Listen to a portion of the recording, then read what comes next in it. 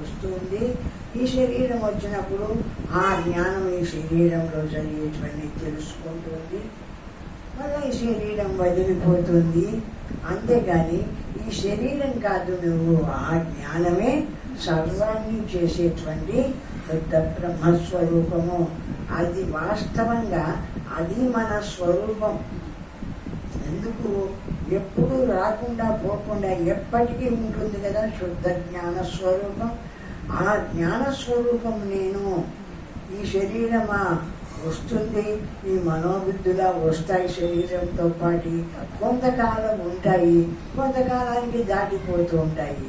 ఇవి వాస్తవమైనటివి కాదు. ఇవి కాదు నేను. ఎప్పటికీ ఉండేటువంటి సర్వవ్యాపకంగా ఈ బ్రహ్మస్వరూపము, ఈ పరమాత్మ అఖండమై అనంతమై వ్యాపించి ఉందో ఆ బ్రహ్మము నా స్వరూపము, ఆ పరమాత్మ నా స్వరూపము అని తెలుసుకున్నటువంటి వాడు ఈ శరీర భావాన్ని మనోభావాన్ని వదిలినాడు. కాబట్టి ఆ జ్ఞాన స్వరూపమైన బ్రహ్మమందు తెలుసుకొని నిలిచినాడు. కాబట్టి ఆ బ్రహ్మంలో ఏకత్వం పొంది మళ్ళా జన్మ లేనటువంటి ముక్తిని పొందుతున్నాడు. అది తెలియనంత వరకు ఈ దేహ మనోబుద్ధులు నేను అనుకుంటూ వస్తూ పోతున్నంత వరకు ఇది పోతే ఇంకోటి, అది పోతే ఇంకొకటి. ఇప్పుడు చేసుకున్నాడు ఇంకో జన్మలో, ఆ జన్మలో చేసుకున్నాడు ఇంకో జన్మలో. ఇట్లా ఒక జన్మలోటి ఒక జన్మలో అనుభవిస్తూ ఒక జన్మ పోతే ఇంకో జన్మ తెచ్చుకుంటూనే ఉన్నాడు. కానీ జన్మ లేనటువంటి మోక్షాన్ని పొందలేకుండా ఉన్నారు. ఎందుకు? ఏకరూపమైన ఆ జ్ఞాన స్వరూపమైన బ్రహ్మం నేను, ఆ పరమాత్మ నేను అని బ్రహ్మాన్ని తెలుసుకోలేకుండా ఉన్నాడు. అట్లు భేదభావమందు మునిగియుండి వస్తువులలో పృథగ్భావమును చూచుచున్న వారిని కృపణులు అనుచున్నారు. కృపణులు అంటే ఏం తెలియనటువంటి అజ్ఞానులు అని.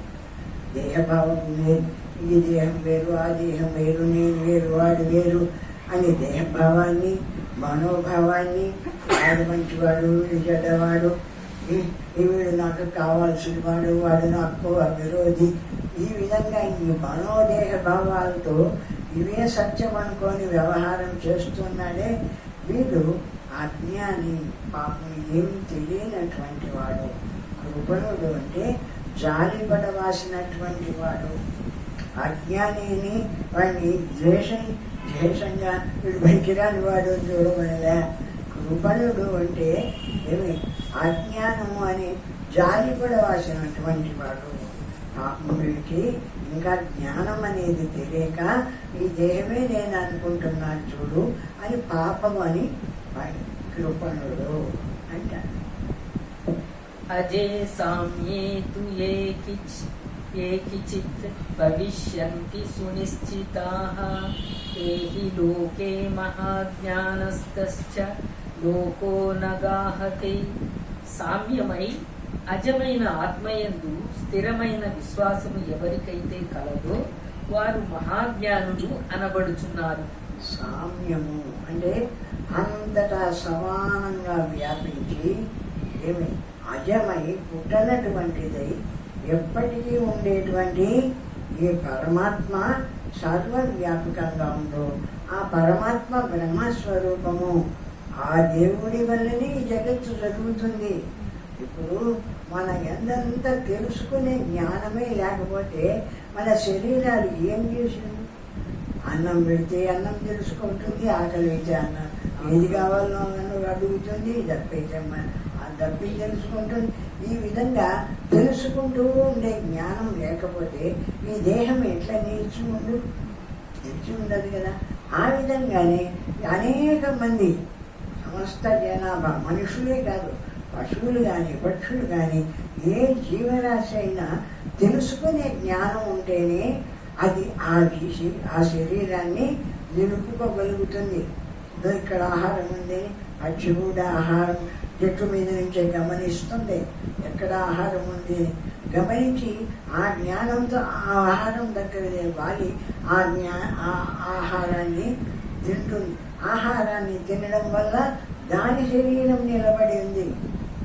ఆ విధంగా ఈ జ్ఞాన స్వరూపమైన ఈ పరమాత్మ సర్వులకు తెలుసుకునే జ్ఞానంగా ఉండి సర్వ దేహాలను ఈ ఆహారం దీంట్లోకి వేస్తూ దేహాలన్నింటి నిలబెట్టి ఉంది అంటే ఏది నిలబెట్టి ఉంది? ఆ జ్ఞానము నిలబెట్టి ఉంది దేహాలన్నింటినీ. ఆ జ్ఞానమే లేకపోతే కనుక ఈ దేహాలు ఇవి నిలిచి ఉండవు. ఇది తెలుసుకోలేదు, ఏం తెలుసుకోకుండా ఆ కుర్చీలాగా బెంచీలాగా ఉంటే ఏం శరీరంతో బతుకుతుంది?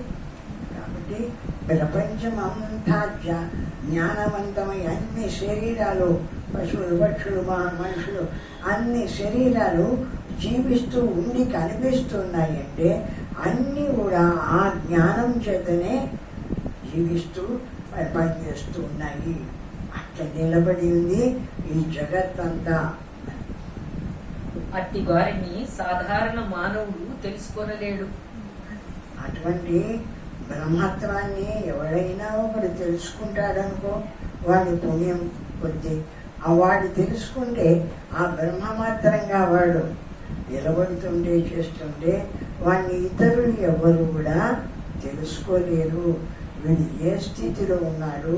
మన తిననే శరీరంలోనే ఉన్నాడా? ఆ బ్రహ్మస్వరూపాన్ని శరీరానికి అతీతమైన ఏ జ్ఞానస్వరూపము సర్వవ్యాపకంగా అఖండమై జగత్తునంతా నిలుపుతుందో ఆడిస్తుందో ఆ బ్రహ్మమై నిలిచి ఉన్నాడా అన్న విషయాన్ని ఇతరులు ఎవ్వరూ కూడా తెలుసుకోలేరు. అటువంటి వాళ్ళను అంటారు. అజేష్వజమనం క్రాంతం ధర్మేషు జ్ఞానమిష్యతే యతో న క్రమతే జ్ఞానం అసంగం తేన కీర్తితం. జీవులలో సారభూతమై శుద్ధ చైతన్యమగు ఆత్మ అజము బాహ్య వస్తువులయందు అసంక్రాంతము అగుచున్నది. ఆ జ్ఞానస్వరూపమైన పరమాత్మ జీవులందరిలో అజమై ఎప్పటికీ ఉండేటువంటిది. శరీరాలు పోతాయి, అది అజమై అది ఉన్నట్టు శరీరాలు కూడా అజంగానే ఉంటాయి అంటే అవి ఉండవు. ఇవి వస్తుంటాయి ఆ అజమైన పరమాత్మ స్థితిలోకి వచ్చి ఉన్నంత కాలము ఆ జ్ఞానాన్ని వాడుకొని ఈ శరీరాలను రక్షించుకుంటాయి. కొంతకాలం అయిన తర్వాత ఈ శరీరాలు దాటిపోతూ ఉంటాయి. ఆ జ్ఞానం మాత్రము ఎప్పటికీ ఉంది. అది అజము, పుట్టింది కాదు. పుట్టినదైతే పోతుంది, కానీ పుట్టినది కాదు కాబట్టి ఎప్పటికీ ఉంటుంది.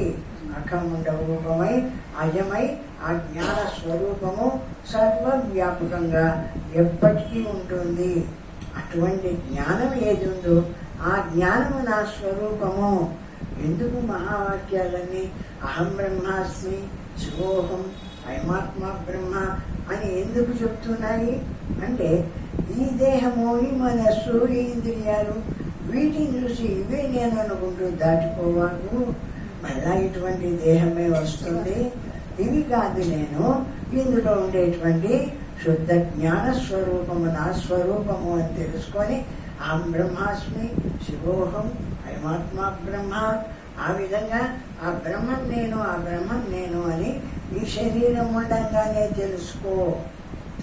ఆ బ్రహ్మస్వరూపము అనేది ఇటువంటి శరీరం ఉండంగానే తెలుస్తుంది. కానీ ఇంకా ఏ శరీరమైనా, ఎంత ఉత్తమ శరీరమైనా ఏ శరీరంలో కూడా తెలియబడేది కాదు. కనీసము దేవతలకు కూడా తెలియబడదట ఈ బ్రహ్మస్వరూపం. ఎందుకు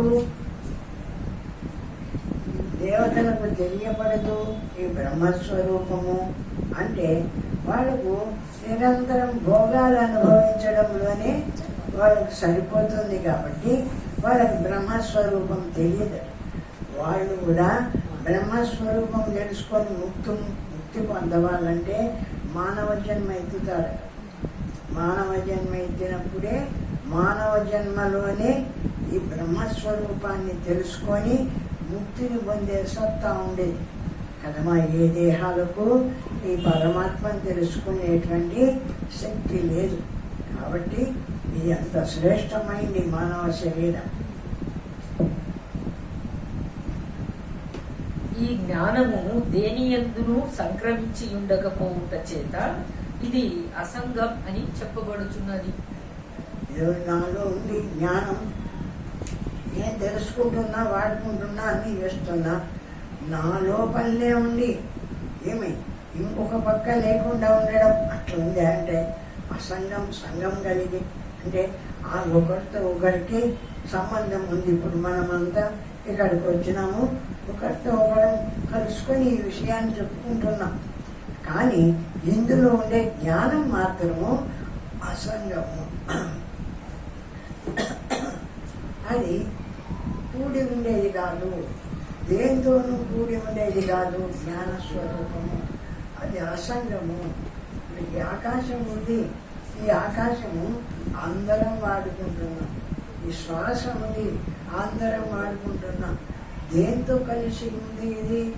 దేంతోనూ కలసదు కాబట్టి, సర్వవ్యాపకంగా ఉంది కాబట్టి అందరం వాడుకుంటున్నాము, అందరం విడుస్తున్నాము, అందరం వాడుకుంటూ ఎవడంతకు వాడు పోతూ ఉన్నాడు, విడిచిపెట్టి ఒక్కొక్కడు మళ్ళా దీంట్లోకి వస్తూ ఉన్నాడు, మళ్ళా ఇంతమంది వస్తూ ఉన్నా వాడుకుంటున్నా.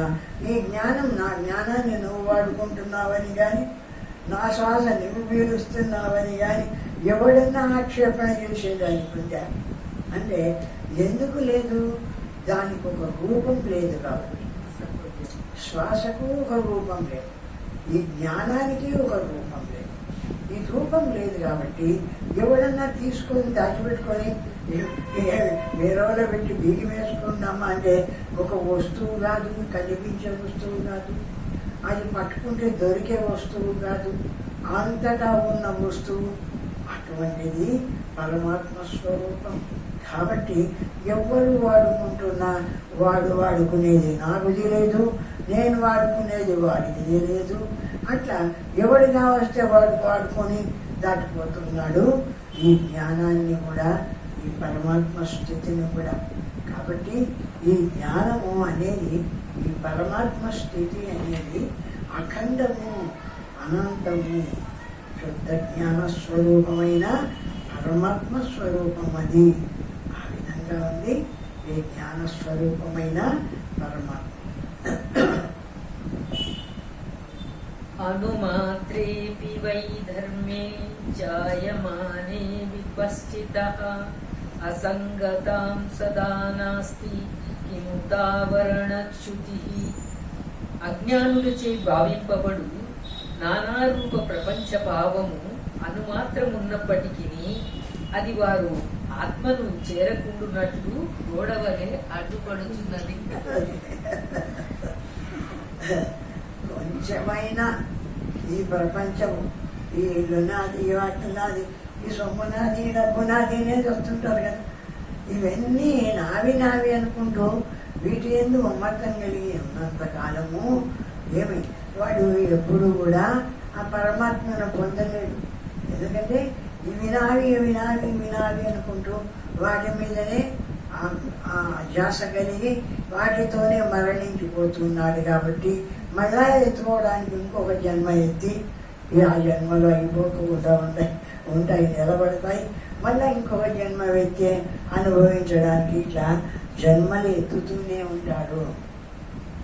ఎవడైతే ఇదో ఈ కనిపించే జగత్ అంతా కూడా నిరాకారంగా, ఆకాశం సర్వవ్యాపకంగా ఉంది, భూమి సర్వవ్యాపకంగా ఉంది, గాలి సర్వవ్యాపకంగా ఉంది, అన్నీ సర్వవ్యాపకంగా ఉన్నాయి. కానీ ఎవరి సొమ్ము కాదు.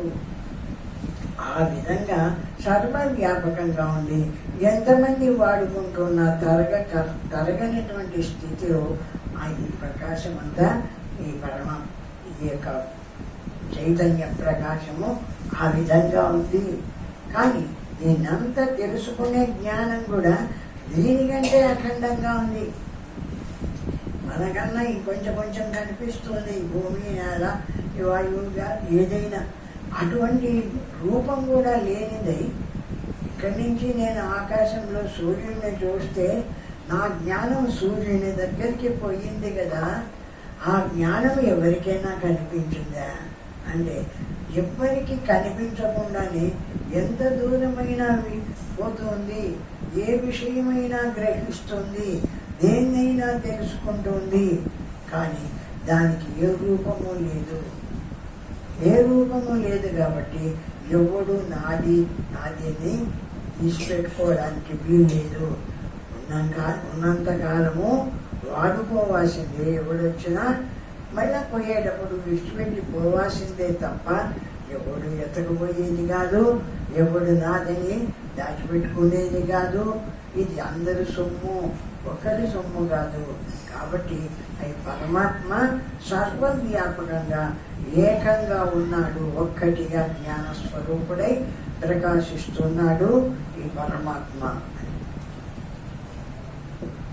ఆత్మతత్వమును ఆవరించి నిండు ఇట్టి ఆవరణ ఎచ్చట నశించుచున్నది అని క్వశ్చన్ మార్క్ చేస్తున్నాడు. ఆత్మతత్వమును ఆవరించి ఇట్టి ఆవరణ ఎచ్చట నశించుచున్నది. ఆవరణ కప్పేసింది కదా, ఆత్మస్వరూపాన్ని తెలియనీయకుండా కప్పేసింది ఆవరణ. అది ఎక్కడ ఉంది, ఎట్లా నశిస్తుంది అని ఆ ఆవరణ అంటే ఏమిటిది అనేటువంటి క్వశ్చన్ వేస్తున్నాడు. ఆవరణే అజ్ఞానం, తెలియని స్థితి.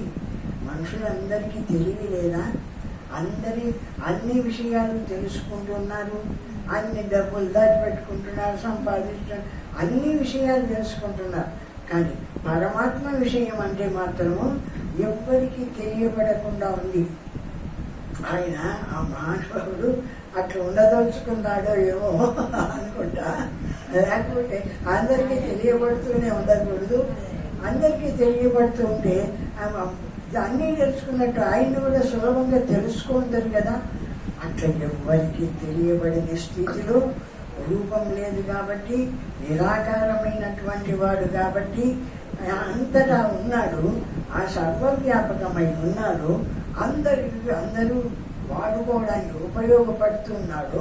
కానీ ఎవ్వరికీ తెలియబడకుండా ఉన్నాడు ఈ జ్ఞానస్వరూపమైన ఆ పరమాత్మ.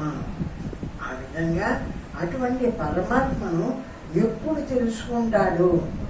ఎందుకు ఇప్పుడు తెలుసుకోలేకుండా ఉన్నాడు అంటే ఏది కప్పేసింది? అంత శుద్ధంగా ప్రఫుల్లంగా ఉన్న పరమాత్మను అందరూ తెలుసుకోలేకుండా ఆ కప్పేసినది ఏమిటిది అని అడుగుతున్నాడు. ఆ జ్ఞానం, తెలియనితనం, పరమాత్మ ఒకటి ఉందని ఎవడు విచారించడంలా వాడుకుంటున్నాడు. కానీ ఇదొకటి ఉంది, ఇంత గొప్ప స్థితి కదా ఇది లేకపోతే నేను ఈ శరీరంతో జీవించి ఎట్లా ఉండిందును? ఆ జ్ఞాన స్వరూపుడనే కదా నేను. ఆ జ్ఞానం ఉండబట్టి కదా ఇదో ఈ తిండి తినవాలా, ఈ వస్తువు పెట్టుకోవాలా అని ఆ విధంగా అన్ని తిండ్లు సంపాదించుకుంటున్నాడు, తింటున్నాడు. వాడు తెలివితేటలతో ఉద్యోగాలు సద్యోగాలు కష్టము కూలి చేసి అట్లా కూడా బతికి చేసుకొని ఆహారం సంపాదించుకొని తింటున్నాడు. అన్నిటికీ ఉపయోగపడుతుంది జ్ఞానం. వాడికి జ్ఞానం లేకపోతే వాడు ఏం చేస్తుంది? వెళ్ళాలి ఇటుక చేప అంటే ఇటుక ఏదైంది తెలిస్తే కదూ వాడికి ఆ ఇటుక తీసుకువచ్చేది. ఆ విధంగా ఒక శబ్దంతో ఒక రూపాన్ని చూస్తే కదా వాడు ఆ పని చేసేది.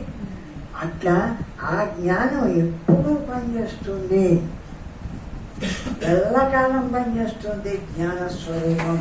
కానీ ఎవరికి తెలియబడకుండా ఉంది శుద్ధమైనటువంటి ఆ జ్ఞానస్వరూపం.